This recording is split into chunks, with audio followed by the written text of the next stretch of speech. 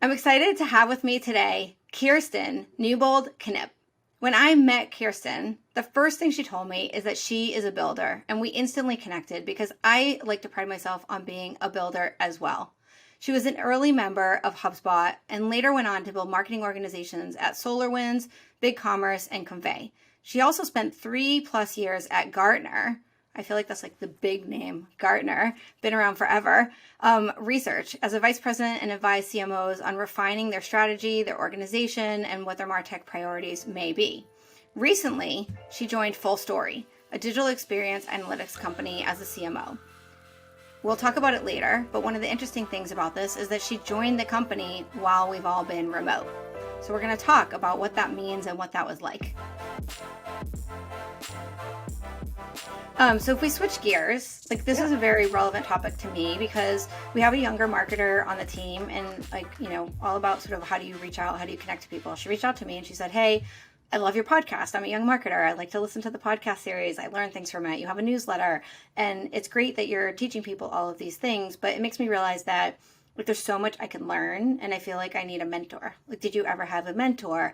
Did you ever work with somebody? And can you suggest to me how I might do this?" And I think this is something you expressed that you're very passionate about.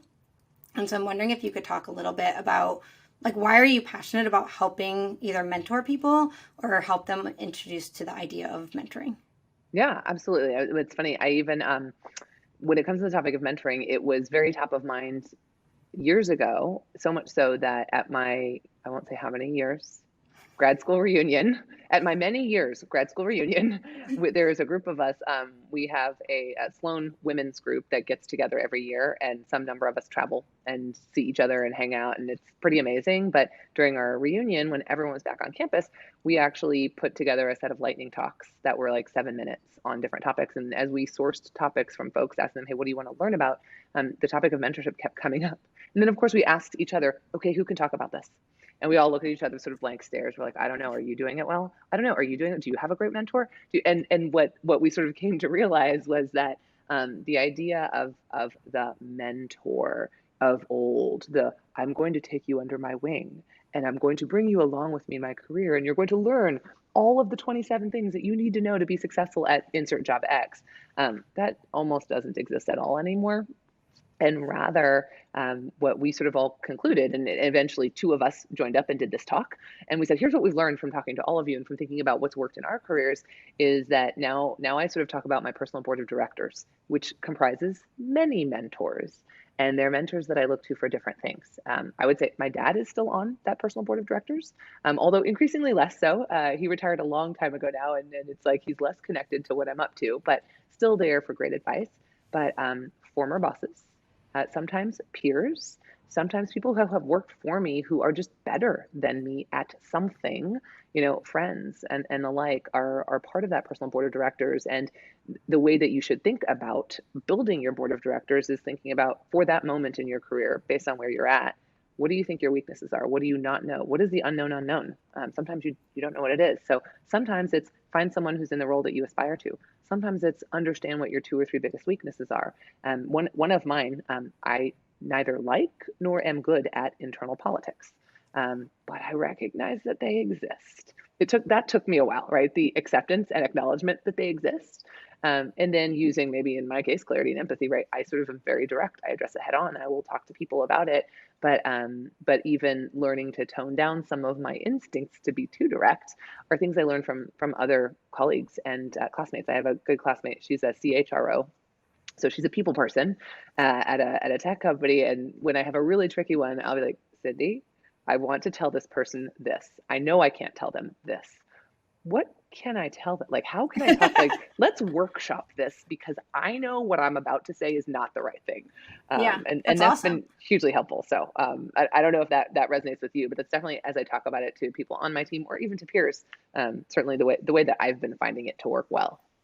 Yeah, I think one of the things that is important is just having this advice, and always it's great to have the advice of others. I think it's also good, that's something I learned along the way is when I was early in my career, I thought I had a list of things I had to accomplish. and I needed to go get them done. I didn't realize that in order to be successful, what I needed to do is I needed to not go get these things done myself, but I needed to gather other people, get their opinions, make the ideas even better, and then bring everybody forward to go and get them done. And so that would really help me build my career even more. So I think this idea of the personal board is great because it does sort of bring you that diversity of opinion as well, beyond just sort of how am I going to do what I need to do. If we go back to mentoring itself, though, I think like you told me that you really noticed in your teams that people had challenges and that you wanted to kind of give them the opportunity to understand that like they had to build their own brands and they had to kind of identify and own who they were. Can you talk more about that? Yeah. I think, the way I think about it is that they had to advocate for themselves and be willing to like negotiate. And for me, I think, maybe it's some of it's building your own brand, but some of it's also believing in yourself and asking for what you need, want, deserve, whether that's in work or at home. And personally, I probably got to a comfort level with that earlier in my career than some other folks have for some happy and sad reasons. My mom passed away when I was really young. I was 13, and that sort of thrust me into this place of I was the lady of the house.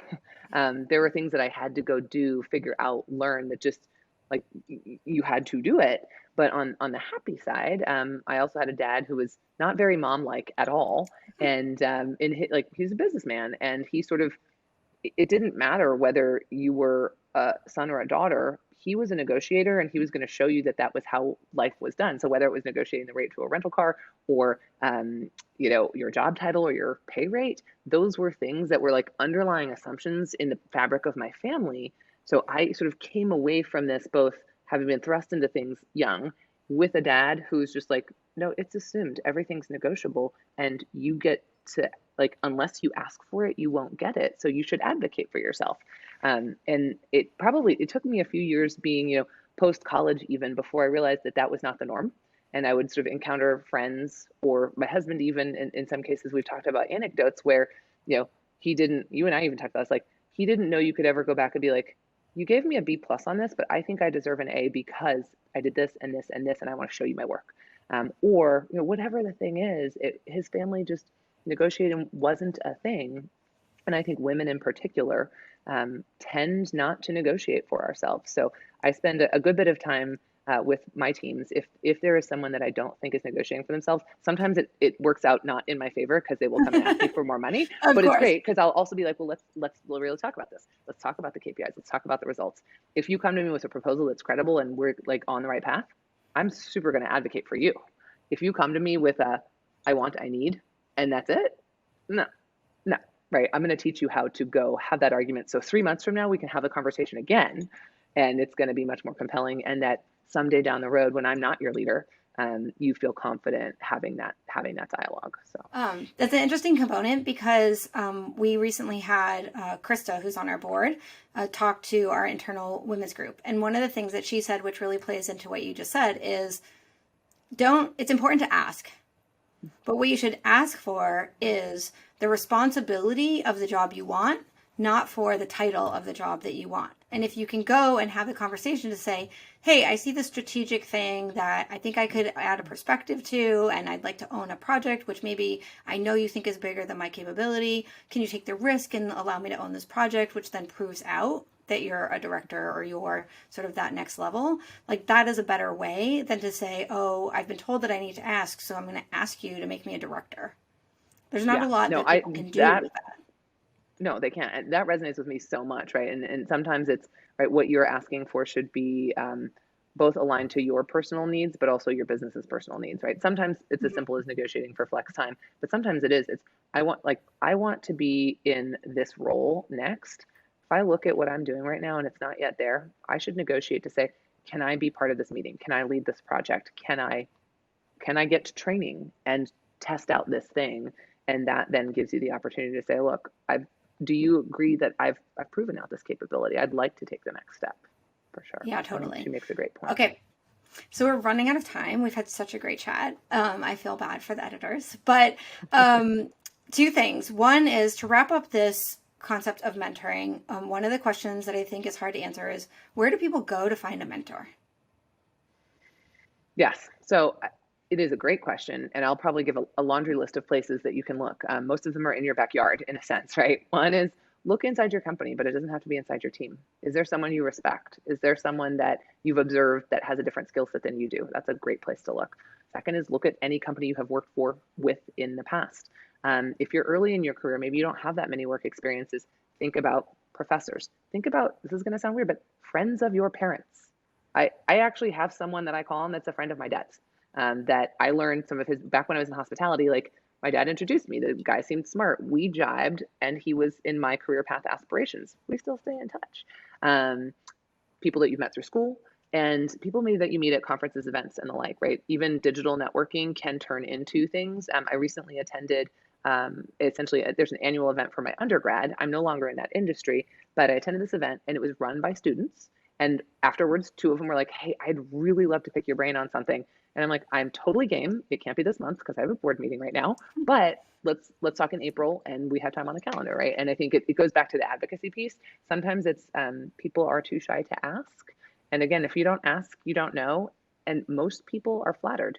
They may not have time to give you an hour a week, right? But if you could call them once a quarter or call them ad hoc, that is something that many people are open to and are often happy to share their wisdom. So I definitely think folks should look in their backyard and in the virtuous circles beyond. Yeah, and one of the things I think that's important there is just that network, right? And how do you build Mm-hmm. your network? One of the things I was pointing out is that we have these employee resource groups, and they're cross-functional, and they introduce you to different people. And so, like, really, I think the first thing about finding mentors is building your network and figuring out how can you build that network? How can you kind of get outside of your direct manager, or, like, for earlier people in their career, they maybe don't have a big business network. Like, I love the idea of like your parents' friends and things like that. It's awesome too. Oh, all of it. I've also, I will say one other thing that I've done, and I would encourage people again, ask your peers or your leaders. My last organization, I had the selling team under me. I am not, for a sales engineer, I've never done that job. I'm a fine leader, but I can't mentor you on certain parts of your job. And we only had one, right? And he was growing into building a team of three. I'm like, here's the deal. I know some great sales engineers from other companies. They're from 10 years ago. I think they like me enough that they're willing to talk to you. Do you want an intro? Right? Made the intro, and he talked to three. One of them he really gelled with, and they now have a mentoring relationship. So definitely different ways to tap that network and ask it to be your Yeah. Yeah, that's excellent. Okay, so finally, here we are at the end of our podcast, and I have so fun one though. closing question that I always ask everybody. And so my closing question for you is, what is the one marketing lesson that you learned in your career that you feel would be, beneficial for people to kind of work through right now by listening to sort of what you learned early in your career? Yeah, absolutely. It's very simple, and it goes back to my core as a product marketer, and it's deeply know your audience and your customer. It sounds so basic, but what is really true is that a lot of folks don't. They get to know them on the surface only. They build a persona, but never actually talk to them. They do it based on some assumptions. But there's so many reasons, right? You build better products, you build better messaging, you have better demos and sales enablement, all of it. And it is not for the faint of heart, right? How do you do it? As I mentioned, I'm not there yet for full story. I haven't spent enough time yet, but it's spending time with your customers, going on sales calls, going on customer success calls, hearing the bad calls, listen to gong calls or sales loft recordings. Maybe you have the opportunity, if you're big enough, to build a customer advisory board and actually somehow participate or listen to the recordings of those things, right?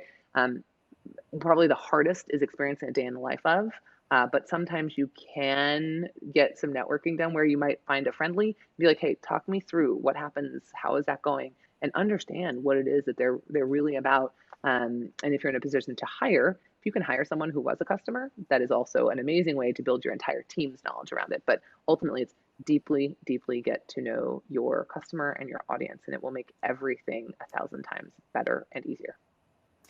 I couldn't agree more with getting to know your customer. And I also am a big advocate that product marketers are like the best sort of foundational roles and skills to grow up into leadership in marketing, into CMOs. I think we're seeing that a lot now. That I think in the last 5 years there's kind of been an awakening at the sort of CEO founder level in terms of the importance of product marketing as a skill set. And I love putting the customer at the center of everything. Like, you really cannot go wrong when you put the customer at the center of everything. And if you look at B2C brands who empower their frontline individuals, like you came from hospitality, I mean, if you're in hospitality, you put the frontline in the place where they know the customer and they're able to make decisions and act right away.